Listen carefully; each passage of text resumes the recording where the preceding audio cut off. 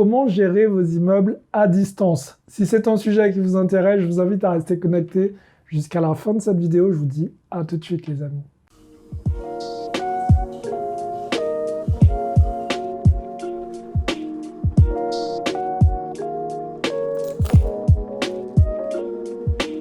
Salut à tous, je suis Xavier Prétari, je suis l'auteur du livre KV Parking. Je suis aussi l'auteur du livre Devenir libre financièrement grâce aux immeubles de rapport. Et aujourd'hui, nous allons voir comment gérer son immeuble à distance ou ses immeubles à distance. Alors avant de commencer ce sujet, je vous invite, comme d'habitude les amis, à compléter le petit formulaire que je vous ai laissé. Ça me permettra de vous faire un bilan personnalisé et par la suite, je vous recontacte pour en discuter tranquillement. Bon les amis, encore une fois, si vous n'êtes pas abonné à la chaîne, abonnez-vous, activez la cloche et c'est parti. Alors comment gérer ces immeubles à distance? Donc je vais vous parler de ça, pourquoi? Parce que moi, tous mes immeubles maintenant sont à distance. Pour ceux qui me suivent depuis un petit moment, vous savez que je suis à Miami et que voilà, mes immeubles sont en France. Donc c'est sûr que c'est pas moi qui vais faire ni les check-in, ni les check-out, ni ce genre de choses. C'est bien évidemment quelqu'un qui fait tout ça pour moi. Mais c'est pas parce que je suis à distance que je n'ai pas l'œil sur mes immeubles. Donc faites bien attention à une chose, c'est pas parce que vous déléguez la gestion de vos immeubles que vous n'avez plus rien du tout à faire. Bien évidemment, il faut vous assurer que le travail soit bien fait, il faut avoir des acteurs présents sur place et pour ça, par quel type d'acteur passer quand on n'a aucune connaissance dans le milieu. Je vous invite tout simplement à regarder autour du bien, qu'est-ce qu'il y a autour de ce bien. Est-ce qu'il y a des agences immobilières ou est-ce qu'il y a des huissiers de justice? Est-ce qu'il y a des notaires?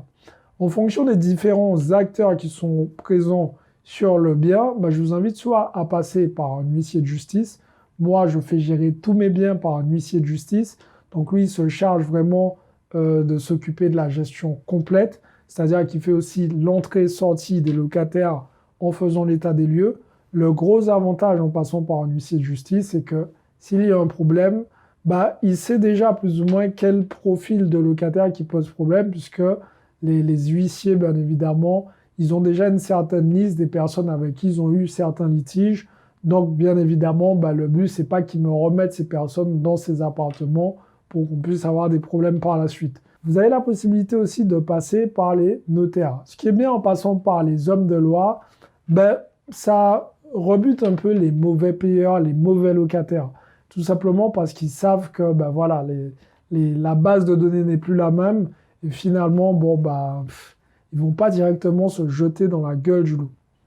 Encore un autre avantage, c'est que quand il y a un problème un peu plus technique, je veux dire, c'est-à-dire si par exemple il y a l'intervention de la police pour X ou Y raison, ce qui m'est déjà arrivé sur un de mes immeubles, le gros avantage, c'est que quand c'est un homme de loi qui gère tout ça, les choses sont beaucoup plus simples, le courant passe beaucoup plus facilement, puisqu'il parle entre hommes de loi. Vous avez d'un côté la police et de l'autre côté l'huissier de justice.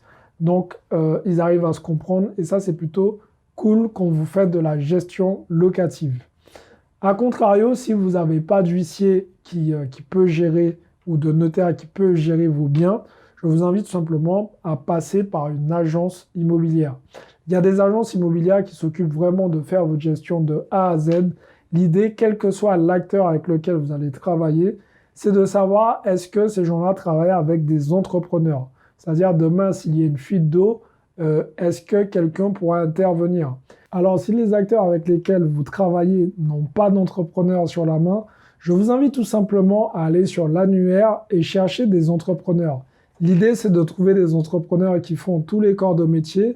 Vous essayez d'en trouver 2 ou 3. Et par la suite, s'il y a un qui n'est pas disponible, vous avez encore 2 tickets gagnants. Et l'idée, c'est vraiment de pouvoir répondre à une urgence en cas de pépin. Vous allez pouvoir donner à vos différents interlocuteurs la carte de ces entrepreneurs. Et vous allez briefer les entrepreneurs et ainsi que l'agent immobilier, l'huissier de justice ou le notaire lors de la gestion, tout simplement. J'ai la chance d'avoir avec mon huissier de justice des entrepreneurs dans la formule qui est mise en place. Alors évidemment, dès qu'il y a une intervention d'entrepreneur, c'est aussi à vos frais, il faut être conscient de ça. Donc voilà, c'est des petites techniques que j'utilise au quotidien pour pouvoir faire la gestion de mes biens immobiliers. Vous l'aurez compris, actuellement, je suis à Miami et pourtant, mes biens tournent correctement. Il faut savoir une chose, c'est que la plupart de mes biens sont situés dans le nord de la France. Avant, j'habitais en région parisienne et forcément, dans la région parisienne, j'étais à peu près à 3 heures de route. Donc, s'il y avait une petite urgence ou quelque chose comme ça, je n'aurais pas pu me rendre dans l'immédiat pour pouvoir régler ce problème. Donc, quoi qu'il arrive, il a fallu que je mette en place, bien avant ça, un système qui pouvait s'auto-gérer. Encore une fois, ce n'est pas parce que ces personnes gèrent vos biens que vous ne devez pas avoir l'œil dessus. Je vous invite vraiment, les amis, à faire un petit contrôle 1 à 2 fois par an pour voir l'état de vos biens et pour voir aussi l'état finalement de la gestion locative d'une manière générale. Ça ne mange pas de pain d'aller voir vos locataires et de leur demander si tout se passe bien, s'ils ont besoin de quelque chose. Comme ça, pendant que vous êtes là, vous pouvez mettre en place ce système ou du moins l'affiner pour que les choses tournent encore mieux.